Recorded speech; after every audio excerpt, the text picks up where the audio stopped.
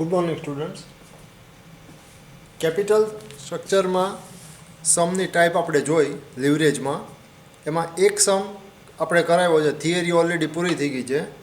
બીજો સમ છે, તમને રકમ ઓલરેડી ટેલિગ્રામમાં મોકલાવી દીધેલી છે. શાલિગ્રામ કંપની લિમિટેડને 5 લાખ રૂપિયાની મૂડીથી નવો પ્લાન્ટ નાખવો છે. કંપનીની વ્યાજ અને કરવેરા પહેલાંની વાર્ષિક કમાણી 75,000 રૂપિયા થવાની શક્યતા છે. કંપની મૂડી માટે ઓર્ડિનરી શેર અને દેવું ઊભું કરવા માગે છે. દેવું ઊભું કરવા માગે છે એટલે ડિબેન્ચર જ થયા. કંપની 1 લાખ રૂપિયાનું અથવા 2,50,000 રૂપિયાનું અથવા 3 લાખ રૂપિયાનું દેવું ઊભું કરવા માગે છે. શેરનો બજાર ભાવ એટલે કે દાર્શનિક કિંમત કયો કે બજાર ભાવ કયો, આ ચેપ્ટર પૂરતું તમારે બે એક જ ગણવાનું છે. ₹20 છે. દેવું ઊભું કરવાને કારણે શેરના બજાર ભાવ ઉપર કોઈ ફેર પડે તેમ નથી. એ માહિતી વધારાની છે, દાખલામાં એનો કોઈ ઉપયોગ તમારે નથી. ઉછીની મૂડી ઉપર વ્યાજનો દર નીચે પ્રમાણે છે: 1 લાખ સુધી 10%, 1 લાખથી વધુ પરંતુ 2 લાખ સુધી 12% અને 2 લાખથી ઉપર 20%. કંપનીનો હેતુ શેર દીઠ વધુમાં વધુ કમાણી કરવાનો છે. કરવેરાનો દર 50% ધારવાનો છે. તો ઉપરોક્ત ત્રણેય નાણાકીય વિકલ્પોમાંથી કયો વિકલ્પ કંપનીએ પસંદ કરવો જોઈએ કે જેથી શેર દીઠ કમાણી વધુમાં વધુ થાય? અહીંયા તમારે સેમ વસ્તુ જ કરવાની છે, શેર દીઠ કમાણી જ ગોતવાની છે. શેર દીઠ કમાણી ગોતી લીધા પછી છેલ્લે તમારે તમારો અભિપ્રાય લખવાનો આવશે. અભિપ્રાયમાં તમારે એવો અભિપ્રાય પસંદ કરવાનો આવે, એવો વિકલ્પ પસંદ કરવાનો આવે કે જેમાં શેર દીઠ કમાણી વધુમાં વધુ રહેતી હોય. કયો વિકલ્પ પસંદ કરવો જોઈએ અથવા વિકલ્પ અંગે તમારો અભિપ્રાય આપો એમ કે એટલે તમારે માની લેવાનું શેર દીઠ કમાણી જ તમારે ગોતવાની છે. અગાઉ સમ કરાવ્યો તો એ જ ટાઈપનો સમ છે, માત્ર ફેર એટલો છે કે અગાઉમાં ડિબેન્ચર ઉપર વ્યાજ જે ગણવાનું હતું એમાં 4 અલગ અલગ સ્લેબ હતા. કયા કયા સ્લેબ હતા? 10 લાખ સુધી, 10 લાખથી 20 લાખ, 20 લાખથી 25 લાખ અને 25 લાખ ઉપર. જ્યારે અહીંયા 3 વિકલ્પ છે અને 3 જ સ્લેબ છે. 3 સ્લેબમાં તમારે વ્યાજ ગણવાનું આવશે અને વ્યાજ જે છે એ ગણ્યા પછી મૂડી માળખું ગણતરીમાં લઈ લીધા પછી છેલ્લે શેર દીઠ કમાણી તમારે જે ચોખ્ખી આવક અને ચોખ્ખી કાર્યકારી આવકનો અભિગમ આપણે શીખી ગયા એ પ્રમાણે તમારે કરવાનું આવશે. હવે બીજું, મૂડી માળખાની જ્યારે ગણતરી કરીએ ત્યારે એક તમે ધ્યાન રાખજો, કુલ મૂડી 5 લાખ રૂપિયાની ઊભી કરવાની છે. એમાં 1 લાખ, 2,50,000 અથવા 3 લાખના ડિબેન્ચર બહાર પાડે એટલે એનો અર્થ એમ થાય કે બાકીના જે છે એ ઇક્વિટી શેર કંપની બહાર પાડે છે, જો કોઈ સ્પષ્ટતા ન કરી હોય તો. એટલે પહેલાં આપણે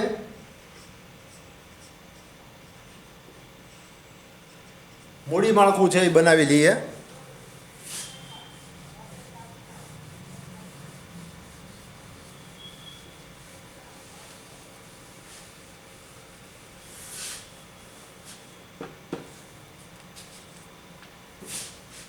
વિકલ્પ,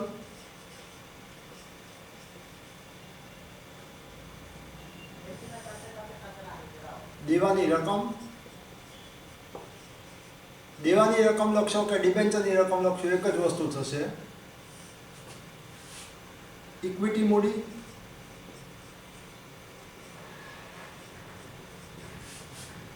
શેરનો ભાવ,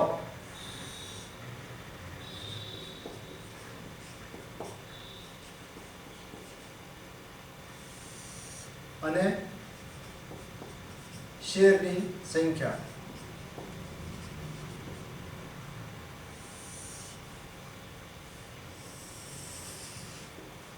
વિકલ્પ તમને 3 અલગ અલગ વિકલ્પ આપેલા છે. પહેલા વિકલ્પની અંદર 1 લાખ રૂપિયાના ડિબેન્ચર બહાર પાડે છે. કુલ મૂડી કેટલી છે? 5 લાખ. તો કુલ મૂડી 5 લાખ રૂપિયા હોય ત્યારે 1 લાખ રૂપિયાના શેર બહાર પાડતા હોય તો ઇક્વિટી શેર મૂડી કેટલાની થાય? 4 લાખ રૂપિયાની થાય. 4 લાખ. શેરનો બજાર ભાવ 20 રૂપિયા.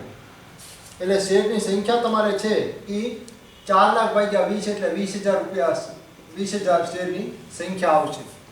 બીજા વિકલ્પની અંદર 2,50,000ના ડિબેન્ચર બહાર પાડે છે, દેવાની રકમ. તો ઇક્વિટી શેર એ 2,50,000 થાય કારણ કે કુલ મૂડી તમારી 5 લાખ રૂપિયા છે. શેરનો બજાર ભાવ 3 વિકલ્પમાં અહીંયા રહે છે 20 રૂપિયા એટલે 12,500 શેરની સંખ્યા તમારી થાય. અને ત્રીજા વિકલ્પની અંદર 3 લાખના ડિબેન્ચર બહાર પાડે છે, તો 2 લાખના ઇક્વિટી શેર થયા, 20 રૂપિયા બજાર ભાવ અને 10,000 ઇક્વિટી શેરની સંખ્યા. આ તમારી શેરની સંખ્યા તમારે ગોતાઈ ગઈ. શેરની સંખ્યા ગોતાઈ ગયા પછી હવે તમારે બીજા વિકલ્પની અંદર શું કરવાનું છે? શેર દીઠ કમાણી ગોતવા શું તમારા માટે જોઈએ? નફો જોઈએ, એટલે કે કાર્યકારી આવકમાંથી તમારે ઇક્વિટી શેરહોલ્ડર માટેનો નફો જોવે અને ઇક્વિટી શેરહોલ્ડર માટેના નફાની સાથે સાથે શેરની સંખ્યા જોવે. શેરની સંખ્યા અહીંયા તમને મળી ગઈ. હવે તમારે શું ગોતવાનું છે? કાર્યકારી નફો, કાર્યકારી આવક તમને આપેલી છે, એમાંથી શું ગોતવાનું છે તમારે? ઇક્વિટી શેરહોલ્ડર માટે વધતી આવક.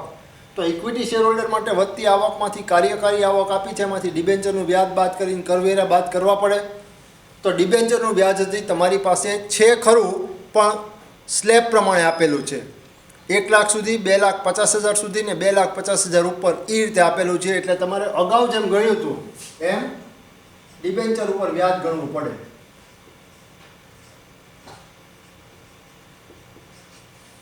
ડિબેન્ચર ઉપર વ્યાજ, એમાં વિકલ્પ 1, વિકલ્પ 1માં 1 લાખ રૂપિયા સુધીના ડિબેન્ચર છે, એના ઉપર 10% તમારે વ્યાજ ગણવાનું છે. અને કંપની પહેલામાં 1 લાખના ડિબેન્ચર બહાર પાડે છે, એટલે 1 લાખ ઉપર 10%, એટલે 10,000 રૂપિયા. તો કુલ વ્યાજ કેટલું થયું? 10,000 રૂપિયા થયું. બરાબર. વિકલ્પ 1 ત્યાં આગળ તમારો પૂરો થયો. વિકલ્પ 2, વિકલ્પ 2માં કેટલાના ડિબેન્ચર બહાર પાડે છે? 2,50,000ના. હવે 2,50,000 માટે તમને બીજો સ્લેબ આપેલો છે, એ તમારે ઉપયોગમાં લેવો પડશે, કારણ કે પહેલા સ્લેબમાં તો 1 લાખ સુધીના ડિબેન્ચરનું વ્યાજ આપ્યું છે. બીજામાં 2 લાખ સુધી કેટલું વ્યાજ એને કીધું? 1 લાખથી વધુ પરંતુ 2 લાખ સુધી 12%. એટલે 1 લાખથી વધુ પરંતુ 2 લાખ સુધી 12%, એ તમારે લઈ લેવાનું. એટલે પહેલો વિકલ્પ લઈ લઈએ, 1 લાખના 10%. આ 2.5 લાખને અત્યારે ધ્યાનમાં રાખજો. પહેલો વિકલ્પ જે છે એમાં તમે અહીંયા 1 લાખને ધ્યાનમાં રાખ્યા હતા. બીજા વિકલ્પની અંદર આ 2,50,000ને ધ્યાનમાં રાખવાનું. 2,50,000માંથી 1 લાખના ડિબેન્ચર ઉપર તમે વ્યાજની ગણતરી કરી લીધી, એટલે 10,000. હવે બીજો સ્લેબ એને શું આપ્યો છે? 1 લાખથી વધુ પરંતુ 2 લાખ સુધી, એટલે 1 લાખથી 2 લાખ.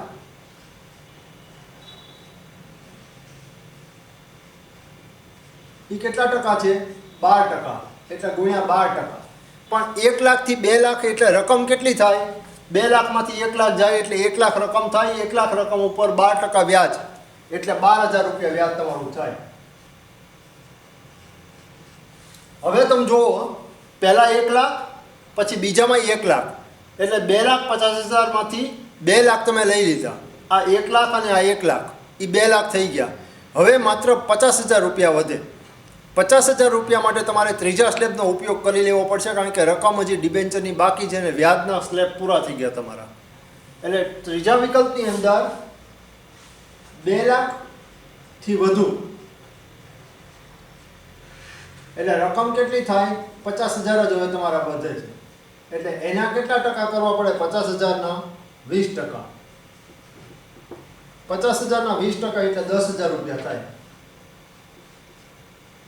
તો હવે 10 ને 12, 22 ને 10, 32,000 રૂપિયા ટોટલ વ્યાજ થયું. આ બીજો વિકલ્પ તમારો પૂરો. હવે વિકલ્પ નંબર 3,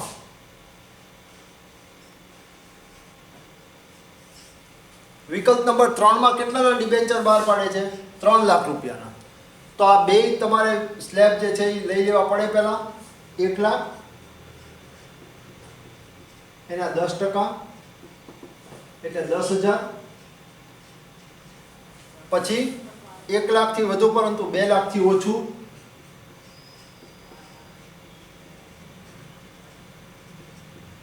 એના કેટલા ટકા? 12%, એટલે 12,000. હવે જો તમારા બે વિકલ્પ ઉપયોગમાં લેવાઈ ગયા. ત્રીજો સ્લેબ જે 2 લાખથી ઉપર છે એ બાકી રહ્યો. હવે 2 લાખથી ઉપર જે છે એમાં ઘટે કેટલા? આ 1 લાખ અને આ 1 લાખ તમારા 2 લાખ થઈ ગયા. 2 લાખમાં 1 લાખ હજી તમારે ઘટે છે, એટલે 1 લાખ રૂપિયા માટે ત્રીજો જે સ્લેબ છે 20% વાળો એ તમારે લેવો પડે. એટલે 1 લાખના 20% એટલે 20,000 રૂપિયા. એટલે એ થાય તમારા 42,000. આ તમારું 3 વિકલ્પનું વ્યાજ જે છે એ આવી ગયું. પહેલા વિકલ્પનું કુલ વ્યાજ 10,000 રૂપિયા, બીજા વિકલ્પનું કુલ વ્યાજ 32,000 રૂપિયા અને ત્રીજા વિકલ્પનું કુલ વ્યાજ 42,000 રૂપિયા. ધ્યાન રાખજો, એક્ઝામની અંદર આવો સમ પૂછાવાની શક્યતા છે એટલે જ પહેલાં આ શરૂ કરાવ્યા છે. પૂછાયેલો છે 1 કે 2 વખત. કુલ તમારા 3 વિકલ્પના વ્યાજ જે છે એ તમને મળી ગયા. હવે તમારે શું કરવું પડે?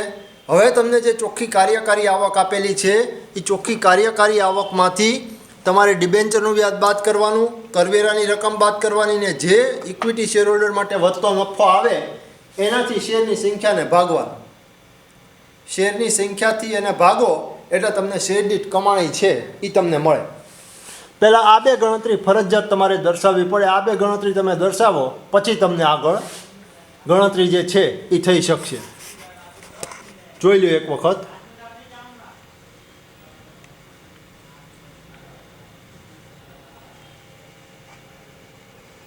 બરાબર.